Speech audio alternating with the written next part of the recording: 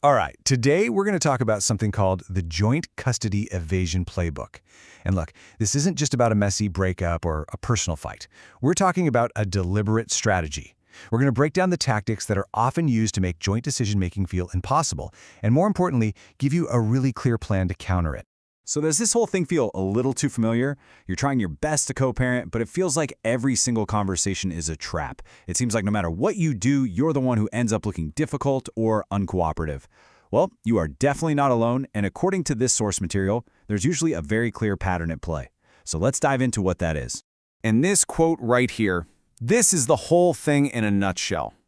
Create friction, then blame you for the friction. The strategy isn't just to have a fight. It's to actually engineer a conflict and then turn around and use that conflict as proof that you're the problem. It's a setup.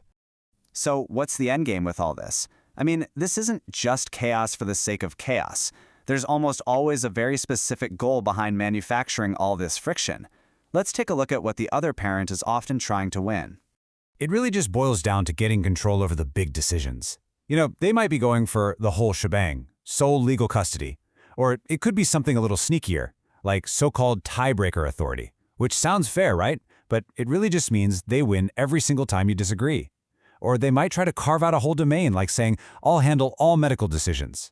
And sometimes they just act on their own and then tell the court, well, this is the new status quo, and changing it would be bad for the child. Now, this is absolutely crucial to understand. This is the core of the legal strategy. They don't actually have to go into court and prove that you're a bad or unfit parent. No, they just have to create a long paper trail that makes joint decision-making look impossible. The whole goal is to make a judge think, you know what, this is just too hard. It's easier and in the best interest of the child to just give one person the final say. Okay, so how do they actually create all this friction? Well, it's not random. It often follows a really predictable script. Let's break down the step-by-step playbook they use to make cooperation seem impossible. Think of this as the evasion engine. Step 1. They manufacture a totally fake emergency. We have to decide this now.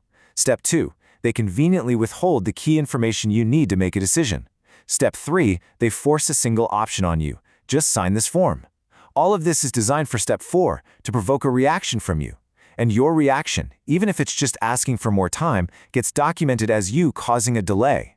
And finally, they take this totally one-sided story and escalate it to lawyers, therapists, or the court. And this slide right here shows you exactly where your power is.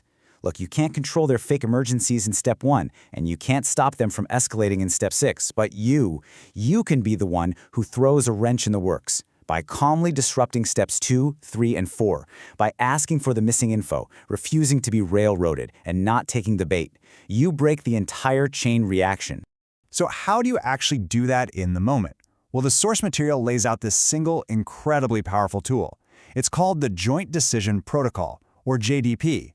Just think of it as your new standard operating procedure for every single major decision that comes your way.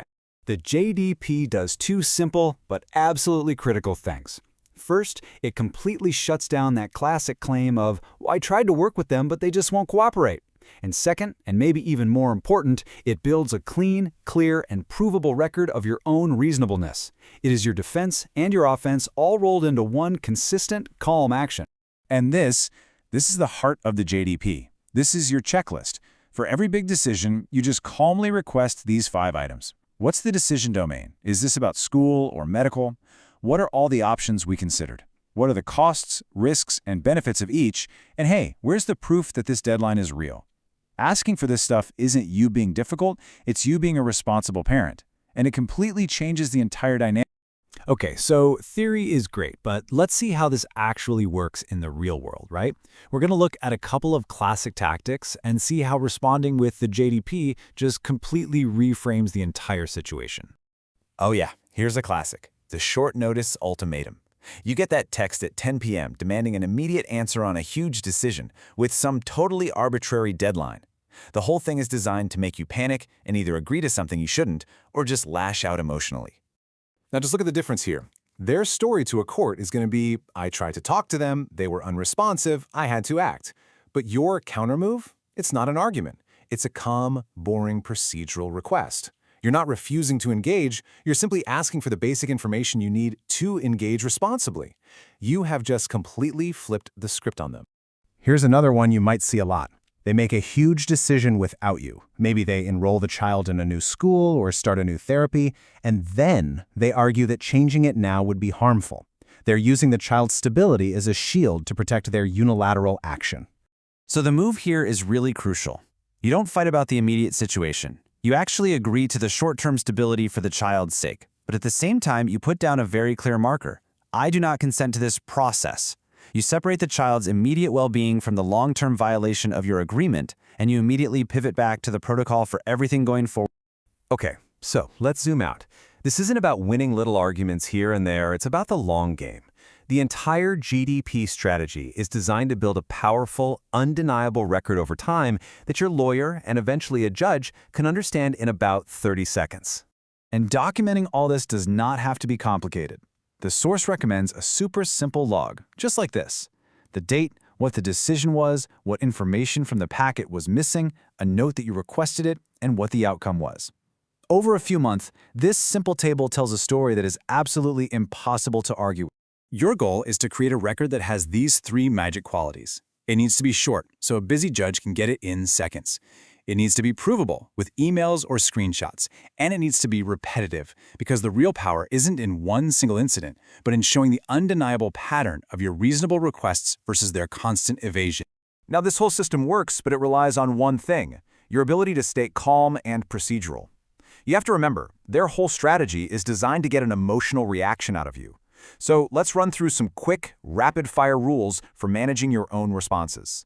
First, do not get drawn into arguments about why they're doing this. Don't argue about their character or their motivations. It's a total trap. It just wastes your energy and creates more friction. You just stick to the decision-making process, period. And please, absolutely do not write those long 10-paragraph emails where you detail every single wrong they've ever committed. I know it feels good in the moment, but all you're doing is giving them ammunition. They will find the one angry sentence in your 10 well-reasoned paragraphs, screenshot it, and use it against you forever. Instead, every single communication you send, every text, every email, should have these 4 qualities. Keep it short, keep it factual, frame everything around what's best for the child, and make sure what you're saying is provable. That's it. That is the winning formula. So, we'll end with this final thought from the source material. We usually think of strategy as being about clever moves and big dramatic arguments. But what if, in this very specific kind of conflict, the most powerful strategy you have is to just be relentlessly, provably, and calmly consistent? What if that is the one thing their playbook of friction simply cannot defeat?